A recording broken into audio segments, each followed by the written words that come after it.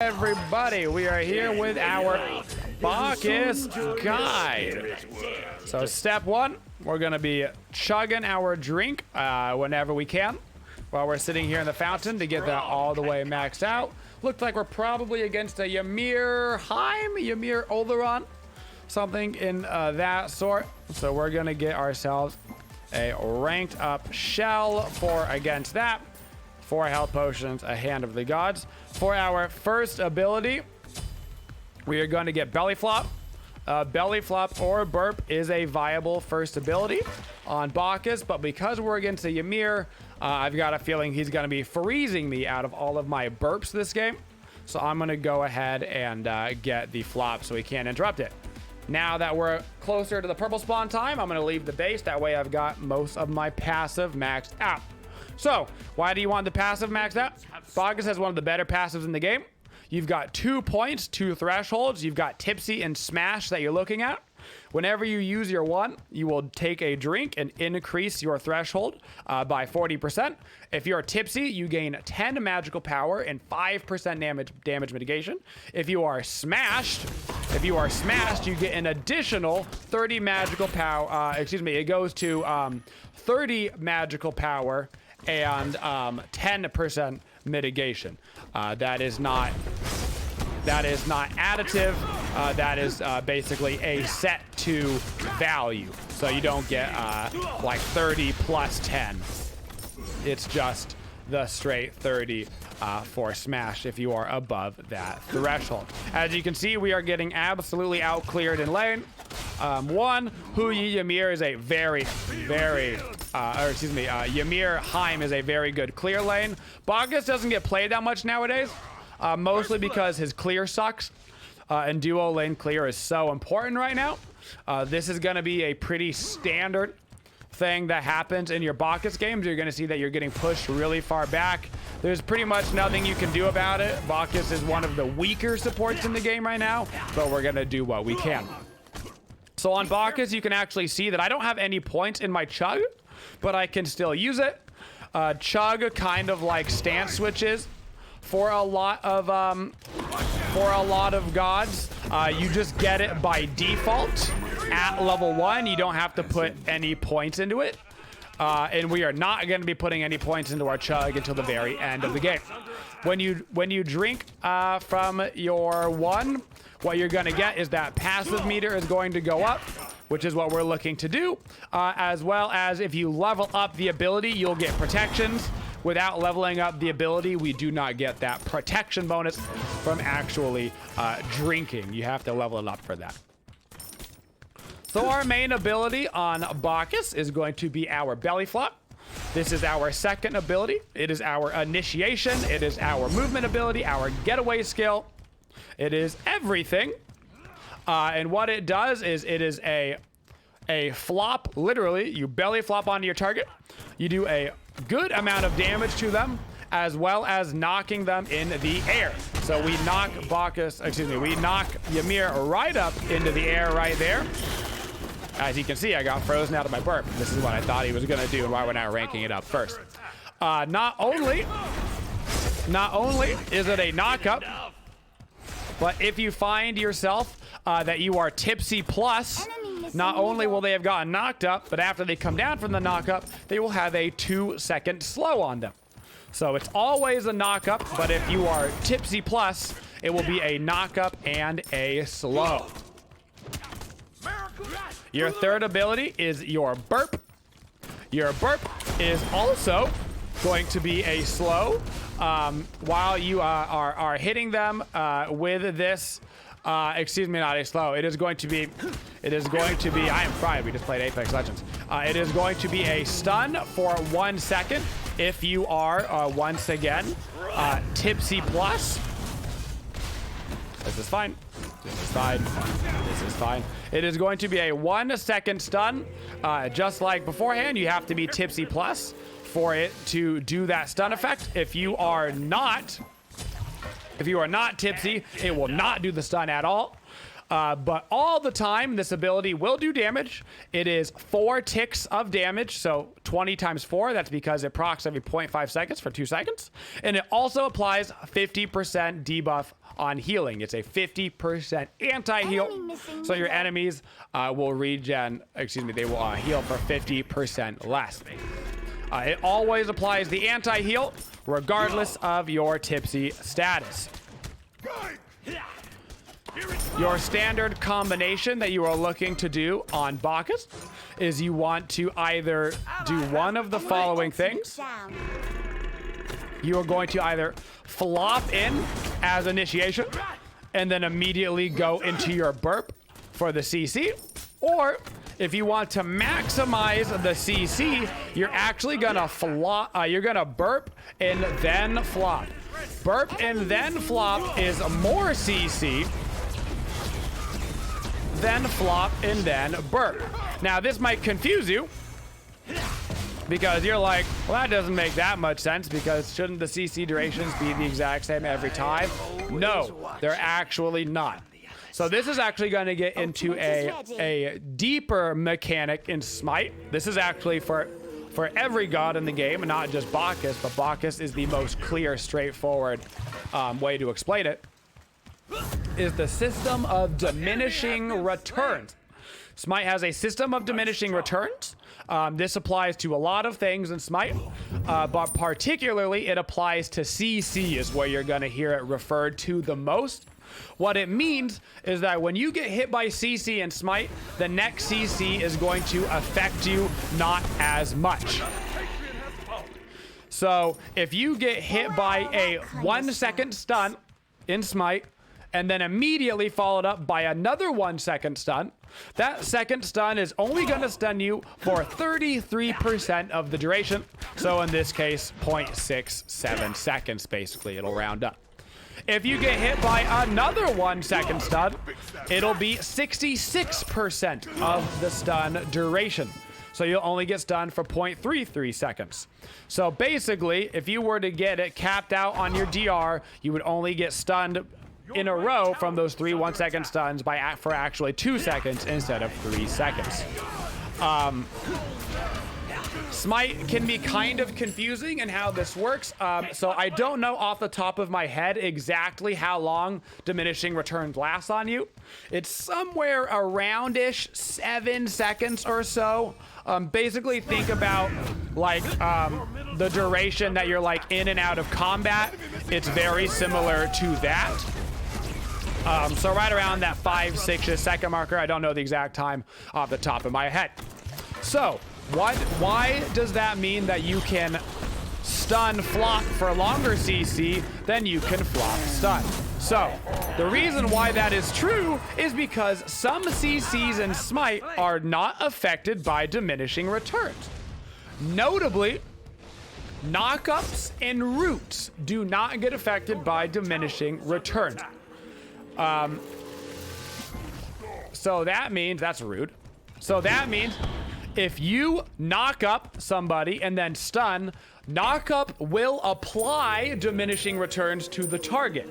So it would be the normal duration of knockup, but then my 1-second stun would only be a 0.66 second stun. On the reverse side, if I stun first and get the 1-second stun and then flop, the flop will still be the full duration because it's a knockup. Knockups and roots apply DR to the target, but are not affected by it. I know this is a very in-depth mechanic and it can be hard to understand, but you should know it. Knockups and roots apply DR, but are not affected by it. So if you were to get knee rooted for 1.5 seconds and then immediately knee rooted again, it would still be 1.5 seconds. But if you were to get knee rooted for 1.5 seconds, followed up by a knee root for 1.5 seconds, followed up by a Bacchus stun, that Bacchus stun would have 2 times the DR on it, so it would only be a 0.3 second stun. DR only has 2 settings. that is minus 33% and minus 66%. So you either have the full stun duration with no DR, you have minus 33% duration with 1 times DR, or you have minus 66% duration with 2 times DR. And that is how DR works in Smite. And that is why stun into flop is a longer CC duration than flop into stun. Now, we haven't talked about our ultimate ability yet. Believe it or not, our ultimate ability is also affected by DR. That was a really unfortunate flop right there. I'm just gonna drunk these guys. So drunk is also affected by flop. So normally, your ultimate lasts for 6 seconds. This intoxication lasts for 6 seconds. It is affected by DR. So if you flop in and burp and then drunk, this intoxication debuff might literally only last like 2-ish, 3-ish seconds instead of the full 6, compared to if you blink in an ulti on a target with no DR, it's going to be the full 6 seconds. So what exactly does Bacchus ult do? Bacchus ult is a big, fat AoE damage ability, one of the best support damage abilities in the game. They will take this large amount of burst damage. You give yourself a magical power buff if you are smashed all the way because you're super pissed that all of your drink has spilled. And your target that you hit with it will be drunk. They will be intoxicated. Intoxicated is a unique CC effect in Smite where basically you can't stop moving. And it becomes a little bit harder to control your character's movement as well. So instead of just holding down W and being able to move forward, you might hold down W and do like a little up to the left, up to the right, and move a little bit slower than you are used to. He tried to bait me right there. I think I'm gonna die, but we actually got him. And the tower shot is gonna get me right before the Thanatos does. So on our build, you can see that we've got a pretty standard build right now. We're running the cooldown shoes into the Thebes. On Bacchus, we're looking for 2 things in priority. Obviously, we're grabbing Thebes because Thebes is just a mandatory support item. You have no choice but to buy it. It is simply too good. So what we're looking for on Bacchus is 1 cooldown. Bacchus actually does have pretty good CC. The flop, the stun, the drunk, all good forms of CC. So we're looking for good crowd control, and we're looking for percentage mitigations. Percent mitigations in Smite are additive. They are additive. So Bacchus's passive can give us 10% damage mitigation. This means that everything that hits us is going to do 10% less damage. So I really like to combine things like Spirit Rope, Oni Hunter's Garb on Bacchus, because if you get these effects stacking up, it's pretty easy on Bacchus to get somewhere near 30% damage mitigation. That means you're taking 30% less damage before protections have even began to get factored in. And that's a really big deal for staying alive, particularly on a god like Bacchus, where you're looking to flop in and put yourself out of position, put yourself way into the enemy backline. It becomes very important to have that super high living capabilities. As you can see, I'm just gonna get chased down, no problemo. We should also factor in how CCR works with DR. So crowd control reduction, say what Spirit Robe gives you, right? Spirit Robe will give you 20% crowd control reduction. This is not the same thing as diminishing returns. Diminishing returns is a global Smite mechanic that affects everybody. Crowd control reduction only affects you, the character, for building that stuff. So if you've got 40% crowd control reduction, that means that a 1-second stun would only actually hit you and be a 0.6-second stun. But if you have DR on top of that, they do stack together. So if you've got 33% DR on you, it's gonna proc the DR first. It's gonna proc the DR first, and then it is going to do your crowd control reduction. So a 1 second stun becomes a 0.67 second stun with the first level of DR. Then if you've got 40% CCR, it's gonna be another 40% off of that 0.67. And that is how your interaction between DR and CCR is going to work. On Bacchus, you can see here, I haven't leveled a single point into my 1. Flop time! Unfortunately, I couldn't quite make it here to save my boy. I don't like to get a single point on Bacchus 1 until after my abilities are maxed. My level order on Bacchus is the following. 4, 2, 3, 1. Your ultimate every time you can get it. Your flop every time that you can get it. And then your burp and then your drink. The most important part of your drink is that you're keeping your passive up, and you can do that without a single point into the ability. So level up your flop to max because it's your initiation and your damage. Then level your burp for the follow-up. You only need 1 point in your burp in order to get the 50% anti-healing effect, which is the most important part. Oh, I'm going down. Goodbye, Silo Run. The most important part of your burp is going to be that anti-heal, and you don't need more than 1 point. You get the full anti-heal for having 1 point into it. So 4, 2, 3, 1 is going to be your level order on Bacchus. I'm getting a Heavenly Agility as my active this game. They've got a lot of slows on their team, so I'm going to try to get a Heavenly Agility counter some of this, you know, Ymir slowing nonsense and stuff. So that's why we're grabbing the Heavenly Agility in the shell. Pretty standard actives as well for your support to get this. If they had a ton of healing, I would be forced into something like a Curse Donk as a support. Or if I was really big, if I was getting fed and I was kind of carrying on support, getting Blink on Bacchus is not a horrible option. Because what that allows you to do is blink in, use your ultimate aggressively, and then you can use your flop to get away if you need to. Or you can even blink in, ulti for the maximum intoxicate duration, and then use your flop as we previously discussed. Flop does not get affected by DR. It is always the maximum duration. Have you learned your lesson yet? So on Bacchus, you can see our build. We're going into the Thebes. We've got the cooldown. We're going to get the Spirit Robe. Probably going to go into an Onis after that. How we're looking to play our Bacchus. 1 in the laning phase, as you saw earlier. Very defensively. Bacchus is a very poor laning phaser right now, particularly when you're against somebody as strong as like Ymir and Heim in the lane. It's just not going to go well for you. So your goal is to not lose the duo lane too hard. You want to get out of the laning phase without too many scratches. If you can get out of the laning phase with too many scratches, that is great. Then you are looking to turn into kind of a second jungle. Bacchus actually has a really good gank potential.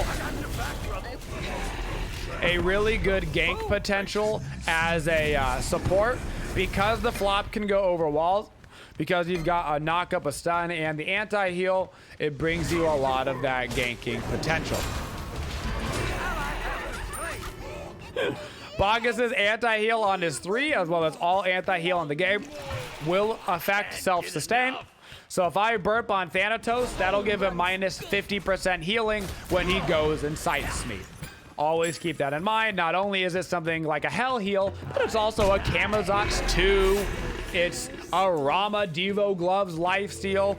Anti-heal affects everything in the game except for HP 5. So like Xingtian's bonus HP 5 or anything you get from items, that is not affected by anti-heal, but any lifesteal, built-in self-sustain, meditation, whatever, is all affected by it. So right now we're roaming around the map looking to try to be a second jungler. On Bacchus, your duty is to initiate right now. Nice slow motion flop onto the Oleron. In this team, you should always look at your team comp. We've got AMA, we've got Robin. We actually have 2 very good front lines. So while my job on Bacchus is normally going to be initiate, I'm going to be a little bit more conscious of my map this game. Do a little bit more peeling because Robin and AMA are both so good at diving the back line. I'm going to try to keep a little bit more eye on the map. Unfortunately, you can't peel. I'm body blocked like crazy. Unfortunately, you can't peel Cthulhu at all. He is much like Vamana. When he does his ulti, which is what he's going to be in most of the time, there's literally nothing that you can do. As you can see, he just ultied behind me. This basically makes peeling as a support useless.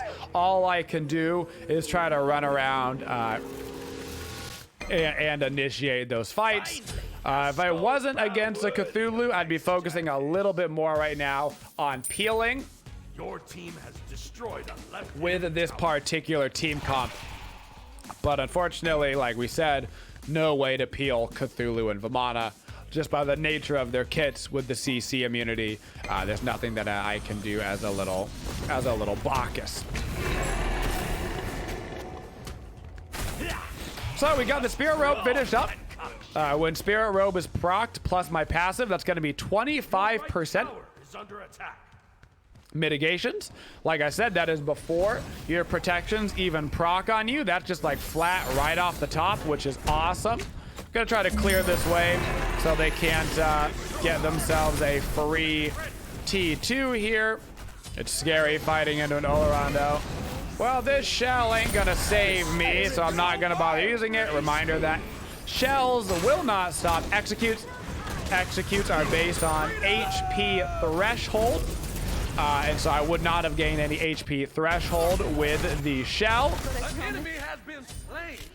Something like a meditation could have put me over the threshold, but not a shell. Although if I would have had my jump up, I could have tried to jump over the Thanatos execute, which would have been nice. Unfortunately, it was not up. Make sure we get all of our ward coverage out. We know they've got the Fire Giant. We know they're going to start pushing in towards these Phoenixes. Best case scenario for me right now is I'm going to try to set up targets for Scylla as much as I can. He's doing a lot of damage. So what I'm going to do is I'm going to try to kind of stick around Scylla, get some flops off. Hopefully that is enough setup for them to follow up with a Crush and a Root, which should be able to kill these squishier targets. They've got the Fire Giant. It's the 22-minute marker. We're down a lot of gold. I don't recommend defending the tier 2s really at this stage of the game. Unless somebody is totally out of position, you're really looking to just defend on Phoenixes at this point in the game. I know 20 minutes seems early, but it's really not. I would say the average Smite game right now lasts somewhere right around the 25-minute marker. Probably 25 to 29 is an average time. So there's nothing wrong with giving up your tier 2s at this time of the game. I'm not even going to bother trying to get over to Huyi. He's pretty much in trouble. I'm just going to try to peel for my Scylla. She is my target to keep alive right now, so I'm sitting with her in the back line. Going to throw down a Drunk on this Oleron. Maybe be able to get him off us. Unfortunately, like I mentioned earlier, there's nothing you can do about Lulu. Now I need to shell, just try to keep us alive. Do a little up down right there to make sure I don't get hit by the silence. We need to back it up, try to defend on these Phoenixes. We tried to get a quick pick off, and I don't hate that idea. The better choice would have just been to sit back on our Phoenixes and go for the defense. That would have been the much better way to go about that, because now they've got 5 members up with Fire Giant, and they could very well push in for the Titan. Scylla Bacchus has a shot at defending this, and it doesn't look like they're going to go for it. They're just a little bit afraid, so we're going to live to fight another day. Bacchus is definitely a late game support compared to an early game support. Another reason why Bacchus is out of the meta right now is because he does do better in the much later stages of the game. And because supports are obviously going to be behind in XP compared to the rest of the team. And the games are ending so much earlier this season than previous seasons. It often means that you might not even get to max level on Bacchus in your game, which means you're not really going to hit that maximum efficiency. And that's another one of the reasons why he is currently out of the meta for supports.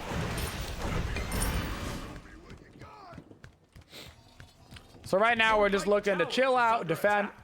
If Thanatos tries to initiate on our back line, I'm looking to have Flop at the ready. If they bring up somebody like Oleron or Heim out of position, Oleron might actually, no, he ran all the way to mid. We have good ward coverage out here in the back. So I'm just trying to keep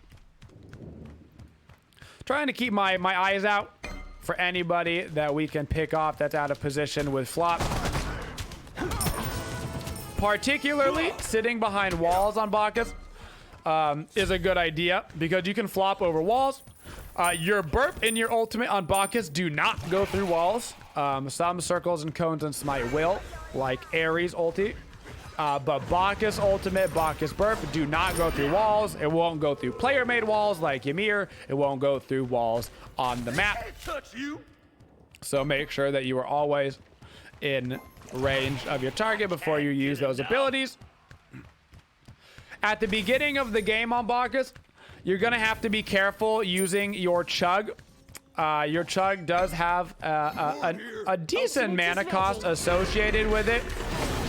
So make sure that you're just being a little bit careful. In the early stages of the game, I'm going to try to get back to my Scylla. Not going to be able to save him. You don't want to be spamming chug in the early stages of the game. That was a really good Ymir wall because you will put yourself out of mana quite quickly. I'm going to try to reach this guy, but it's going to be so hard inside of this. I'm just going to drunk him for now. Let's get some anti-heal on him with that burp. He's running into tower. Pop our chug for some protections. Heavenly agility for the boys. Shell for the boys. Try to keep him alive. We did put down the Oleron, which is good. Thanatos is here. Lulu is here. I'm just going to look for the Thana. He sides me right to the dome. I need to try to run away through to my tower. I actually don't think I'm going to make it through. I am not going to make it through. At the end of the game, feel free to pop chug willy-nilly. The mana cost should no longer be an issue for you as you get past that like 15-minute marker. So you can just spam, keep yourself smashed the entire time. Earlier stages of the game, try to keep yourself a little bit tipsy, but make sure you have enough mana to actually try to do things like wave clear. And keep in mind that you get 40% on your drunkometer. It caps out at 100%. So when you have none, it's 0. When you're fully smashed, it's 100%. So also try to time your drinking to be around 60%, 20%. So you're maximizing its efficiency without running out of mana too much in the early game. Here, as our toward the later stage of the game, I'm going to go into Pridvin. Pridvin's going to cap out my cooldown at 40%. It's going to give me that little shield on my ultimate. And it's going to give me that extra form of CC with the slow. So I'll be able to flop in, ulti. That's all. Knock up somebody. We'll intoxicate some people. I'll get that little defensive shield. I'll pop my 1 for bonus protections. Reminder that your 1 gives you bonus protection, so please feel free to use it as such. If you're about to take some damage, if you're about to initiate a fight, feel free to chug right beforehand to make sure that you've got the maximum mitigations. Going into that fight, you want to have the smash mitigations going, the 10%. You want to have the protections going, that last 5 seconds from your chug. Make sure to get all of the defenses that you can. You're going to need all of the help that you can get on Bacchus. Enemies in left lane. Group up. No heavenly agility for 10, no shell for 20 seconds. This is going to be a pretty difficult fight. I'm just going to try to up down the Oleron. Luckily, he did not have his beads up, and Scylla landed a really good root. We should actually chase for this. Attack! This is a little bit risky, but sometimes you just got to do what you got to do. I'm going to heavenly agility us. I'm going to teleport right back into us, so we're going to be able to put him down. This is a good situation for us. We should shove right down the mid lane right now. sticking in with my Scylla. We need one person to go defend right lane. Looks like they're going to send two over there. That's fine. Knock up this Ymir. Look for the stun. That is his ulti. That's okay. I don't really want to throw down my ultimate on this Ymir. I'm going to save it for a better target. Looks like Lulu's coming in. I'm looking for Thanatos, actually. Can't do anything about the Lulu, so I'm trying to get my CC onto other targets. I'm going to shell for my Huyi because he ate a sight to the dome. Lulu's getting a little bit low now, so I'm going to throw down my ulti, which isn't going to affect him CC-wise, but it does do some pretty decent damage. Get the anti-heal on them. Keep setting this Ymir as much as I can, but now we've got the Thanatos in on the back line. We need to get out of this one. Thanatos is coming around the back. I'm going to try to flop him over this wall. We're going to be able to pick up that Thanatos. Nice little Scylla Bacchus combination right there, utilizing the knock-up over that wall. Following it up with a nice little Scylla crush. We should not help him right here. He's an AMA. He might be able to get out by himself. We should straight up back up because they're going to have a Heimer just running down for this dual lane. I'm not even going to bother buying an item right now. I'm going to run right on over and try to defend the dual lane from Heim. All I've got to do is stand here and prevent him from doing this. He's probably going to run over back to middle lane. Unfortunately, Scylla didn't back with me. Enemy ultimate down. Sometimes you have to decide as a support to just leave somebody in order to go get a better defense online, you know. As a support player, if you can sacrifice yourself to save somebody, that is sometimes worth it. If you can sacrifice yourself to save your mage, that might just be worth it. But keep in mind that it is never worth it for you to try to go save somebody and then you both die, right? You don't want to double down on the deaths. So you need to try to look at a situation and assess it. And if you think you can save them and that you might die for it, that's a worth. If you think that you trying to save them might end up with you both dead, that is not worth, and you should simply just let that person die. No reason to give a double kill when you can keep it a single kill. I think that's one thing I see support players struggle with is like, well, I want to go save my boy, but then in trying to save my boy, I actually killed us both. That doesn't help nobody. So be a little bit more selfish than that. I'm going to try to go for this Heim in the back. Give him a little drunk. I've got a heavenly agility myself, actually, because he's got a poison star. Still looking for Heim in the back. Gonna knock him up that time. Look for a stun. Follow up. Throwing down the shell for my AMA and my Scylla. Scylla's gonna land on it. This is a huge play for us. Big defense. I'm saving my flop right now, just in case he tries to do something tricksy, just like that. Now I'm gonna flop on him, and we're gonna get the kill. Just like that. So the reason why I kept my flop up is because there's really no reason to flop right there. We're gonna get the kill, right? The only thing that could happen for him to get away is if he walls off and I had already used my jump, so I can't follow him. If he does something tricksy, like using the blink to get away right there. And this goes not just for Bacchus, but for all gods. Sometimes you want to keep that movement ability up, just in case they use theirs. In this case, he had a blink. This is actually kind of a dumb play. We should not be going for this Phoenix. This is not smart. This is not smart. We can probably go do like the Gold Fury. We defended our Phoenixes, like that's a win. We can probably get the Gold Fury. We can steal some of their buffs. There's no reason for us to go for that Phoenix right there, so I'm gonna go ahead and call it off. We need to get wards over by the Fire Giant. That's actually... Oh my goodness, Oleron was trying to solo it. Robin walks over, kills the Oleron, and then steals it. Absolutely brilliant. So I'm going to do something a little greedy here at the end. I'm going to get a Staff of Mirrodin to provide some extra damage for my team. So what Staff of Mirrodin does is it's a power item.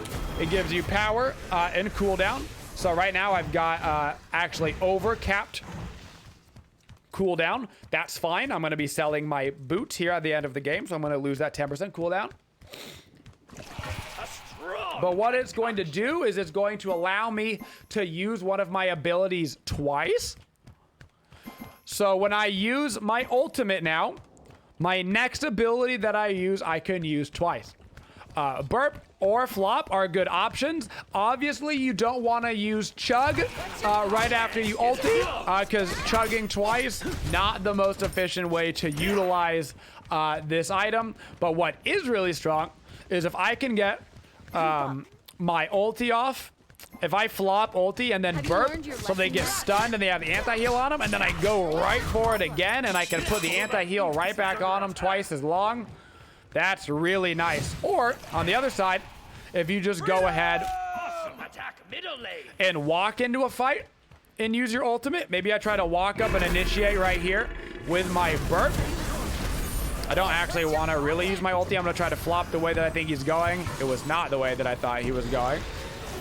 I'm going to Heavenly Agility us so he can chase this. Scylla wants to chase as well. Throwing down the shell. So I'm going to ulti him. I'm going to wait on my ability. I'm going to go ahead and flop on Lulu.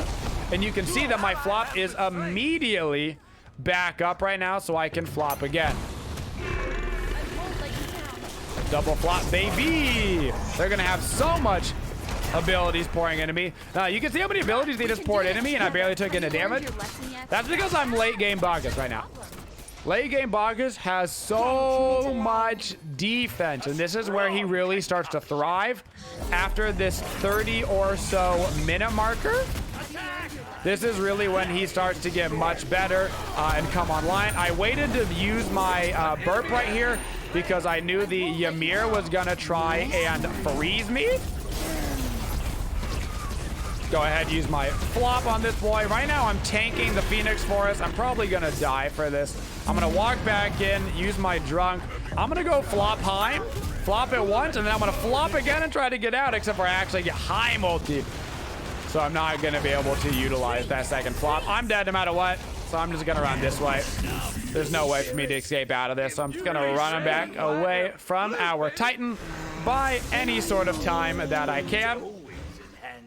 So right now, if we go look at my defenses, 199 physical defenses, 228 full crowd control reduction at 40, some decent HP.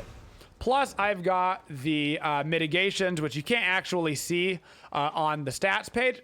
So you have to just know that yourself. So I've got the 10% mitigation from my passive. I've got a potential another 15% when Spirit Robe is procced, plus a potential 9% more from Oni Hunters. So basically upwards of 35%. All I'm lacking right now is a little bit of generic defenses. To max out. Keep in mind that I will get 35 when I use my one, so I don't want to overcap too hard on those protections. So what I'm actually going to do is I'm going to get a mid guardian male here. It's going to give me HP, which is great. I can use a little bit more HP, so I'll get 300 from that. Not only am I going to get that 300 HP though, I'm going to get that passive effect from mid guardian male. A lot of their damage is coming from a Heim and a Oleron.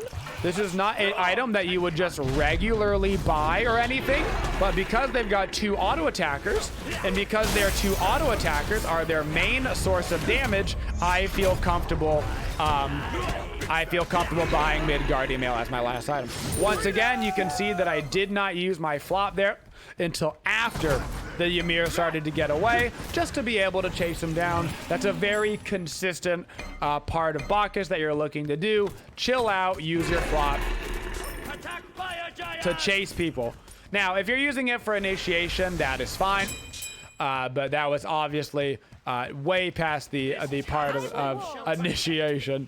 He was already at half HP. My job right now to tank this fire giant. If I'm tanking the fire giant, that means AMA should probably be zoning. Realistically, I was over here first, so I started up the fire giant, and that's fine.